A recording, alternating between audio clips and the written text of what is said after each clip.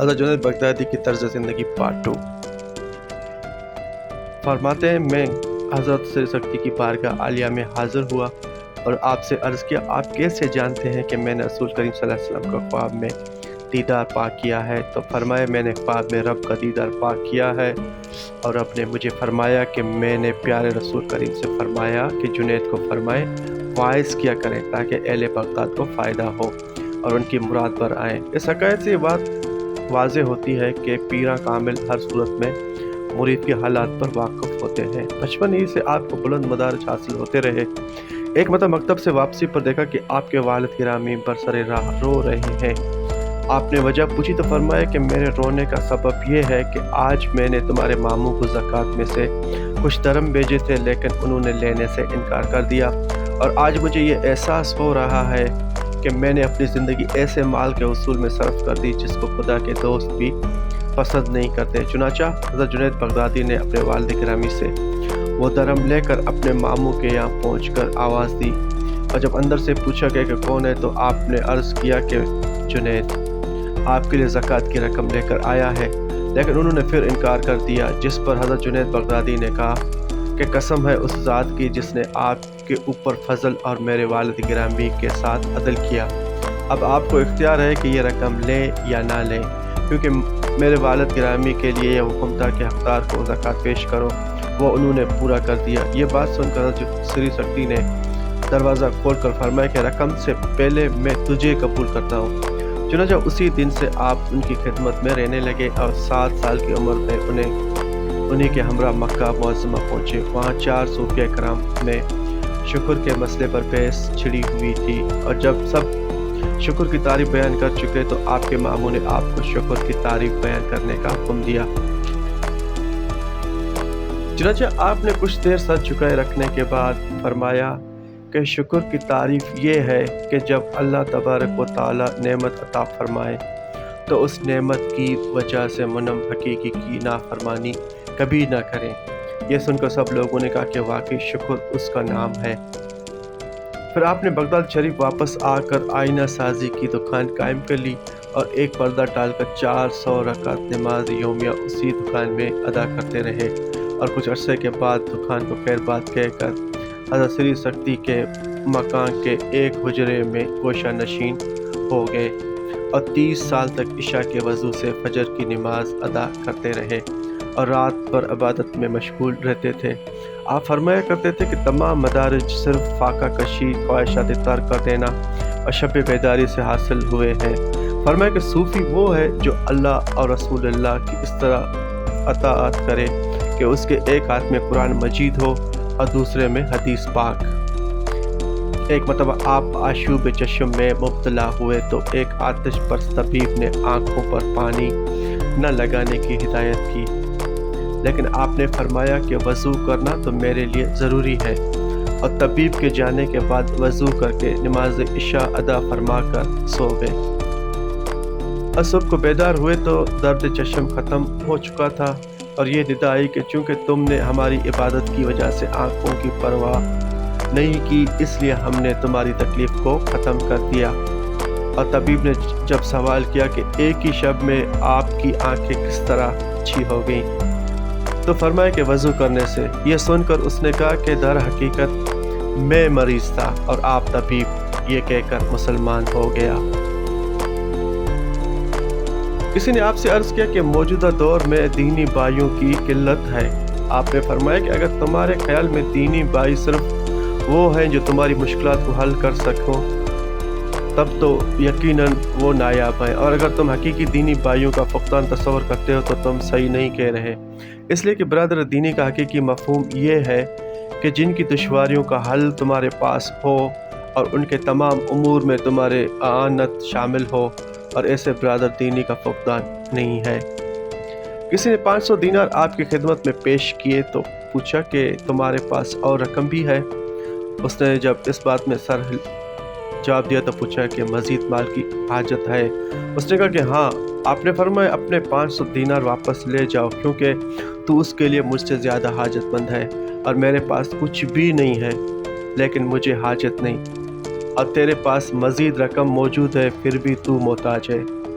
آپ فرمایا کرتے تھے کہ اخلاص کے تعلیم میں نے حجام سے حاصل کی ہے، اور واقعہ اس طرح پیش آیا کہ مکہ معظمہ میں قیام کے دوران ایک حجام کسی دولت مند کی حجامت بنا رہا تھا، تو میں نے اس سے کہا کہ اللہ کے لیے میری حجامت بنا دے۔ اس نے فوراً اس دولت مند کی حجامت چھوڑ کر میرے بال کاٹنے شروع کر دیے، اور حجامت بنانے کے بعد ایک کاغذ کی پڑیا میرے ہاتھ میں دے دی جس میں کچھ ریزگاری لپٹی ہوئی تھی، اور مجھ سے کہا کہ آپ اس کو اپنے خرچ میں لائیں۔ وہ پڑیا لے کر میں نے نیت کر لی کہ اب پہلے مجھے جو کچھ دستیاب ہوگا وہ میں حجام کی نظر کروں گا۔ چنانچہ کچھ عرصے کے بعد ایک شخص نے بصرہ میں اشرفیوں سے لبریز تھیلی مجھ کو پیش کی۔ وہ لے کر جب حجام کے پاس پہنچا تو اس نے کہا کہ میں نے تو تمہاری خدمت صرف اللہ تعالیٰ کے لیے کی تھی، اور تم مجھے تھیلی پیش کرنے آئے ہو۔ کیا تمہیں اس کا علم نہیں کہ اللہ کے واسطے کام کرنے والا کسی سے کوئی معاوضہ نہیں لیتا؟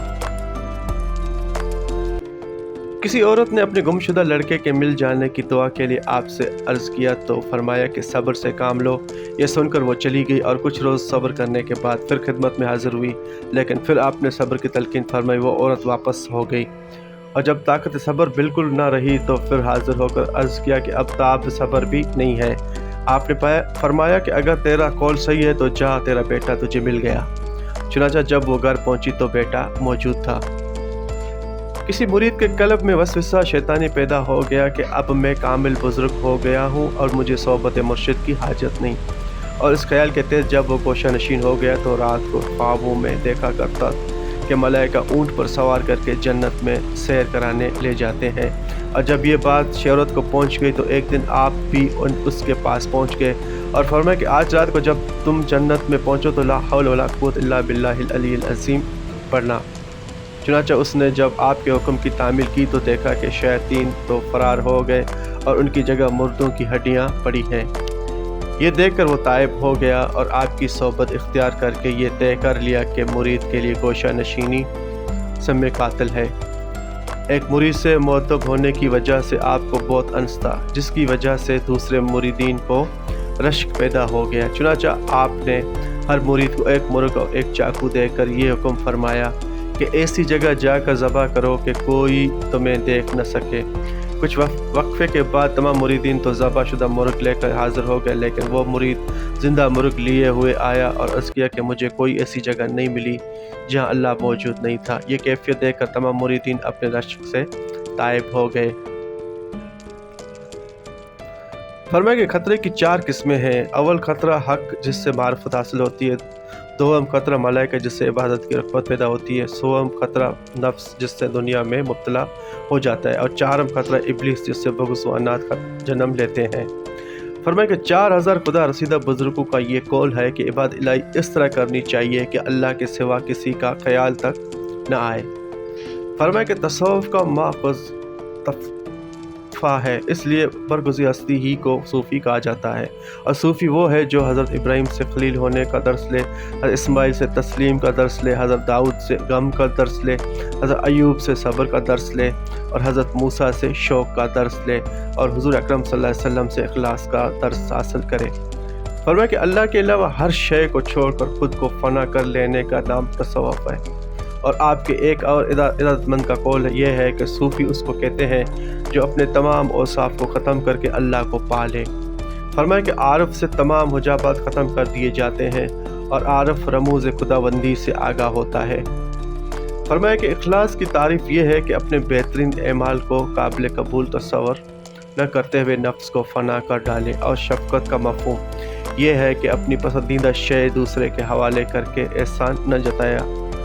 فرمایا کہ جو درویش اللہ کی رضا پر راضی ہے وہ سب سے برتر ہے، اور ایسے لوگوں کی صحبت اختیار کرنی چاہیے، اور احسان کر کے بھول جاتے ہیں اور تمام لغزشوں کو نظر انداز کرتے ہیں۔ فرمایا کہ ایک نیک بندہ وہی ہے جو اللہ کے سوا کسی کی پرستش نہ کرے۔ پھر فرمایا کہ مرید وہ ہے جو اپنے علم کا نگراں رہے، اور مراد وہ ہے جس کو اعانت الہی حاصل ہو، کیونکہ مرید تو دوڑنے والا ہوتا ہے، اور دوڑنے والا کبھی اڑنے والے کا مقابلہ نہیں کر سکتا۔ فرمایا کہ ترک دنیا سے عقبہ مل جاتی ہے۔ پھر فرمایا کہ تواضع نام ہے سر جھکا کر رکھنے اور زمین پر سونے کا۔ فرمایا کہ حجابات کی 6 قسمیں ہیں۔ 3 عام بندوں کے لیے، اول نفس، دوم مخلوق اور سوم دنیا، اور 3 خاص بندوں کے لیے، اول عبادت، دوم اجر اور سوم کرامات پر اظہار۔ فرمایا کہ حلال سے حرام کی جانب متوجہ ہونا اہل دنیا کی لغزش ہے، اور فنا سے بقا کی طرف رجوع کرنا زہاد کی لغزش ہے۔ فرمایا کہ قلب مومن دن میں 70 مرتبہ گردش کرتا ہے، لیکن قلب کافر 70 برس میں 1 مرتبہ بھی گردش نہیں کرتا۔ آپ اپنی مناجات اس طرح شروع کرتے کہ اے اللہ، روز محشر مجھے اندھا کر کے اٹھانا، اس لیے کہ جس کو تیرا دیدار نصیب نہ ہو اس کا نابینا رہنا اس لیے اولا ہے کہ وہ کسی دوسری شے کو بھی نہ دیکھ سکے۔ دم مرگ میں آپ نے لوگوں سے فرمایا کہ مجھ کو وضو کروا دو، چنانچہ دوران وضو انگلیوں میں خلال کرنا بھول گئے تو آپ کی یاد دہانی پر خلال کر دیا گیا۔ اس کے بعد آپ نے سجدے میں گریہوزاری شروع کر دی، اور جب لوگوں نے سوال کیا کہ آپ اس قدر عابد ہو کر کیوں روتے ہیں، فرمایا کہ اس وقت سے زیادہ میں کبھی محتاج نہیں۔ پھر تلاوت قرآن مجید میں مشغول ہو کر فرمایا کہ اس وقت قرآن مجید سے زیادہ میرا کوئی مونس و ہمدم نہیں، اور اس وقت میں اپنی عمر پر کی عبادت کو اس طرح ہوا میں معلق دیکھ رہا ہوں کہ جس کو تیز و تند ہوا کے جھونکے ہلا رہے ہیں، اور مجھے یہ علم نہیں کہ یہ ہوا فراق کی ہے یا وصال کی، اور دوسری طرف فرشتہ اجل اور پل صراط ہے، اور میں عادل قاضی پر نظریں لگائے ہوئے اس کا منتظر ہوں کہ نہ جانے مجھ کو کدھر لے جانے کا حکم دیا جائے۔ اسی طرح آپ نے سورۃ بقرہ کی 70 آیات مبارکہ تلاوت فرمائی، اور عالم سکرات میں جب لوگوں نے عرض کیا کہ اللہ اللہ کیجئے تو فرمایا کہ میں اس کی طرف سے غافل نہیں ہوں۔ پھر انگلیوں پر وظیفہ خوانی شروع کر دی، اور جب دائیں ہاتھ کی انگشت شہادت پر پہنچے تو انگلی اوپر اٹھا کر بسم اللہ الرحمن الرحیم پڑھی، اور آنکھیں بند کرتے ہی روح قبض انصری سے پرواز کر گئی۔ کسی بزرگ نے خواب میں آپ سے پوچھا کہ منکر نکیر کو آپ نے کیا جواب دیا؟ فرمایا کہ جب انہوں نے پوچھا کہ من ربک تو میں نے مسکرا کر جواب دیا کہ میں ازل ہی میں الست بربکم کا جواب بلا کے کر دے چکا ہوں، اس کے لیے غلاموں کا جواب دینا کیا دشوار ہے۔ چنانچہ نکیرین جواب سن کر یہ کہتے ہوئے چل دیے کہ ابھی تک اس پر ہمارے محبت کا اثر موجود ہے۔ کسی بزرگ نے خواب میں آپ سے پوچھا کہ اللہ تبارک و تعالیٰ نے کیسا معاملہ کیا؟ فرمایا کہ موز اپنے کرم سے بخش دیا، اور ان 2 رکعت نماز کے علاوہ جو میں رات کو پڑھا کرتا تھا اور کوئی عبادت کام نہ آ سکی۔